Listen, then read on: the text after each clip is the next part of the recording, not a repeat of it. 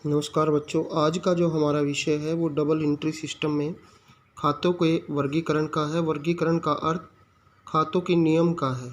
अर्थ खाते कितने प्रकार के होते हैं, कौन सा खाता बनाएंगे, किस नियम को फॉलो करेंगे। तो हमारे पास जो खाते हैं वो दो तरह के होते हैं, वो है व्यक्तिगत खाते और अव्यक्तिगत खाते, पर्सनल अकाउंट और इम्पर्सनल अकाउंट। व्यक्तिगत खाते आगे दो तरह, अव्यक्तिगत खाते आगे दो तरह के होते हैं, रियल अकाउंट वास्तविक खाते और नॉमिनल अकाउंट नाम मात्र के खाते। सबसे पहले हम करेंगे व्यक्तिगत खाते। बिल्कुल आसान है।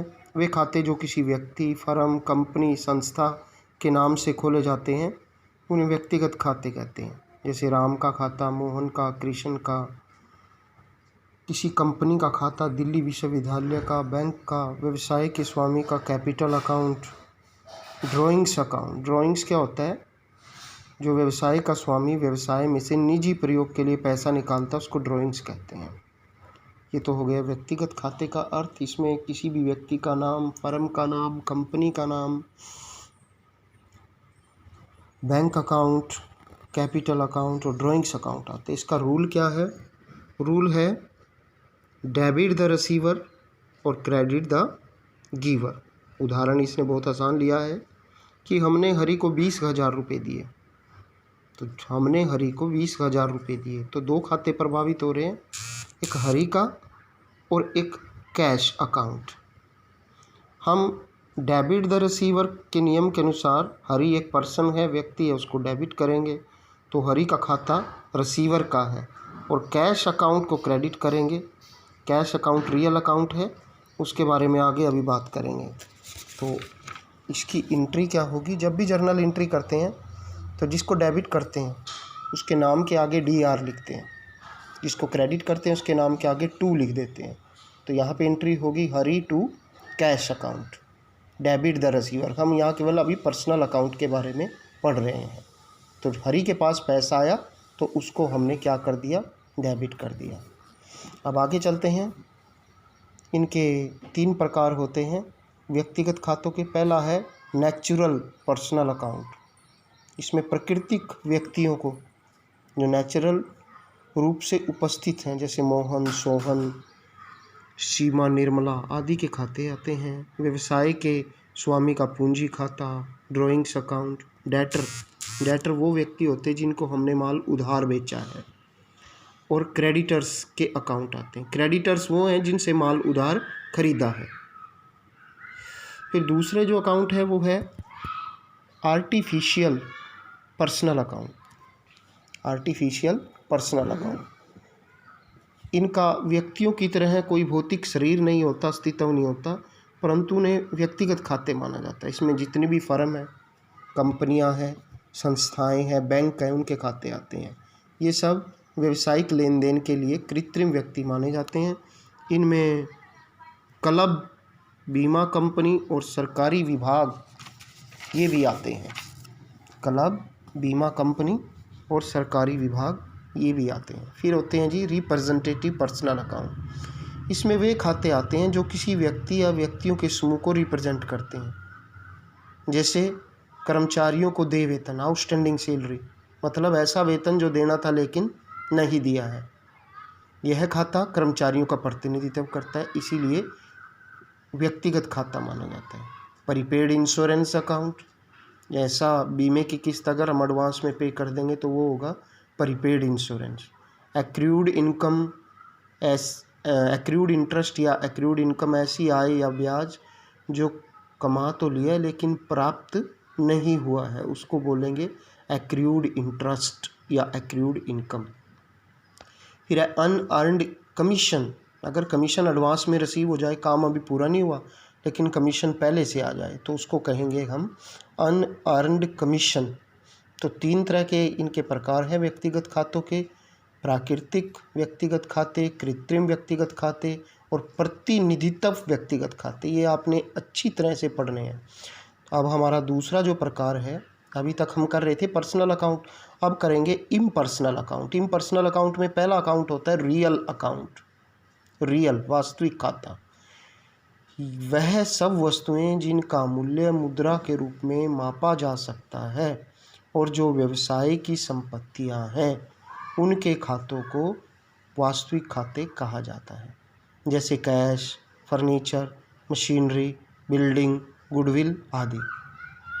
जितनी भी एसेट्स हैं जिनका मूल्य कैश के रूप में मापा जा सकता है, वो सब इसमें आएंगी, छोड़ के डेटर्स को। डेटर भी एसेट होती है लेकिन वो यहाँ नहीं आएगी। इसका नियम क्या है? इसका नियम है debit what comes in and credit what goes out. जो हमारे पास आता है उसको हम डेबिट कर देते हैं और जो हमारे पास से चला जाता है उसको हम क्रेडिट कर देते हैं। जैसे उदाहरण है कि 10,000 रुपये का फर्नीचर ख़रीदा, फर्नीचर भी एसेट है, और कैश में ख़रीदा होगा, कैश भी एसेट है। तो जब फर्नीचर ख़रीदेंगे तो हमारे पास क्या आएगा? फर्नीचर। तो debit what comes in furniture, furniture को डेबिट करेंगे और क्या जाएगा? कैश। तो कैश को क्या करेंगे? क्रेडिट करेंगे। तो एंट्री क्या होगी? Furniture account debit to cash account. तो ये एंट्री होगी। तो फिर इसने कहा है उद्देश्य क्या होता है इसका? वास्तविक खातों का उद्देश्य उन संपत्तियों का मुद्रा के रूप में मूल्य प्रकट करना है जो व्यवसाय के पास हैं, जिनका व्यवसाय स्वामी है। इस प्रकार व्यवसाय की आर्थिक स्थिति प्रकट करते हैं। इसके बाद जी ये भी आगे इनके प्रकार हैं। वास्तविक खाते भी दो तरह के होते हैं, टेंजिबल मूर्त वास्तविक खाते और अमूर्त। सबसे पहले बात करते हैं मूर्त वास्तविक खातों की। इनमें उन वस्तुओं या संपत्तियों के खाते आते जिन्हें देखा और छुआ जा सकता है, अनुभव किया जा सकता है, मापा जा सकता है, जिनका क्रय विक्रय किया जा सकता है। जैसे रोकड़, cash, stock, furniture, land, building. याद रहे बैंक अकाउंट वास्तविक खाता नहीं है, अभी पढ़ा था बैंक अकाउंट कृत्रिम व्यक्तिगत खाता है। फिर दूसरे प्रकार के हैं ये अमूर्त वास्तविक खाते। इनमें उन वस्तुओं के खाते आते हैं जिन्हें छुआ तो नहीं जा सकता, परंतु जिनके भौतिक मूल्य को मुद्रा में मापा जा सकता है। जैसे goodwill account, patents account. Patents क्या होता है? किसी टेक्नोलॉजी को अपने नाम से पेटेंट करा लेना तो दूसरा उसको यूज़ नहीं करता। ट्रेडमार्क, हर एक बिजनेस का एक ट्रेडमार्क होता है, दूसरा उसको यूज़ नहीं कर सकता। कॉपीराइट, जैसे इस किताब को छापने के कॉपीराइट इसके राइटर के पास है। तो ये भी क्या है? Intangible real account. तो दो तरह के होते हैं जी। ये आपके जो रियल अकाउंट है, मूर्त वास्तविक खाते और अमूर्त वास्तविक खाते। अब बात करते हैं हम थर्ड और लास्ट जो हमारा क्लासिफिकेशन में आएगा, वो है नाम मात्र के खाते। व्यवसाय की आय और व्यय से संबंधित, यानी कि व्यवसाय की जो भी इनकम है और जो भी खर्च है उससे संबंधित खातों को नॉमिनल अकाउंट कहते हैं। व्यय से संबंधित, जैसे किसी को सैलरी पेड की, वेतन दिया, किराया दिया, डिस्काउंट दिया, बैड डेट्स, जो पैसा हमारा डूब जाता है, उधार माल बेचते हैं ना, उसमें से कुछ पैसा ऐसा तो है जो प्राप्त नहीं होता, तो उसको बैड डेट्स बोलेंगे। आय, जैसे कमीशन प्राप्त हुई, ब्याज प्राप्त हुआ, डिस्काउंट प्राप्त हुआ, तो ये है। और इससे संबंधित रूल क्या है? जितने भी आपके खर्चे हैं उनको डेबिट करना है और जितनी भी इनकम है उनको क्रेडिट करना है। Debit the expenses and losses and credit the income and gains. जैसे 20,000 रुपये का वेतन दिया, हर एक ट्रांजेक्शन जो होती है ना कम से कम 2 खातों को प्रभावित करती है। 20,000 का वेतन दिया, इससे 2 खाते प्रभावित होंगे, एक वेतन का, और वेतन किस में दिया होगा? कैश में, दूसरा कैश का। तो जो वेतन है, सैलरी है, वो तो नॉमिनल अकाउंट है, खर्च है, इसीलिए उसको डेबिट द एक्सपेंसेस के नियम के अनुसार डेबिट करेंगे। और क्योंकि जब हम सैलरी पेड करेंगे, कैश है रियल अकाउंट, तो हमारे पास से कैश जाएगा। क्रेडिट व्हाट गोज आउट के रूल्स के अनुसार हम क्या करेंगे? कैश को क्रेडिट करेंगे। तो एंट्री होगी salary account debit to cash account. ठीक है जी। तो आपने कुछ बातें ध्यान रखनी है कि जैसे इसने बताया रेंट है, रेंट तो होता है नॉमिनल अकाउंट, लेकिन अगर उसके आगे आउटस्टैंडिंग लग जाए, ऐसा रेंट जो भुगतान करना था लेकिन भुगतान नहीं किया, तो वो पर्सनल हो जाता है। इसी तरह से प्रीपेड रेंट है, जो रेंट हमने एडवांस में पे कर दिया वो भी पर्सनल है। सैलरी अकाउंट तो है नॉमिनल। इसी तरह से आउटस्टैंडिंग सैलरी जो हमने पे नहीं की और जो एडवांस में पे कर दी है वो पर्सनल है। कमीशन है नॉमिनल अकाउंट है। लेकिन अगर कमीशन आउटस्टैंडिंग है, हमने पे नहीं की, या कमीशन एडवांस में आ गई है, वो पर्सनल है। इंटरेस्ट हमारा नॉमिनल अकाउंट है, लेकिन इंटरेस्ट आउटस्टैंडिंग क्या है? पर्सनल अकाउंट है। और इंटरेस्ट एक्रूड, ऐसा इंटरेस्ट जो कमा लिया लेकिन प्राप्त नहीं हुआ, ये भी क्या है? पर्सनल अकाउंट है। तो आपने ये तीनों तरह का जो क्लासिफिकेशन आज कराया है, इसके मैं नोट्स भेज रहा हूँ।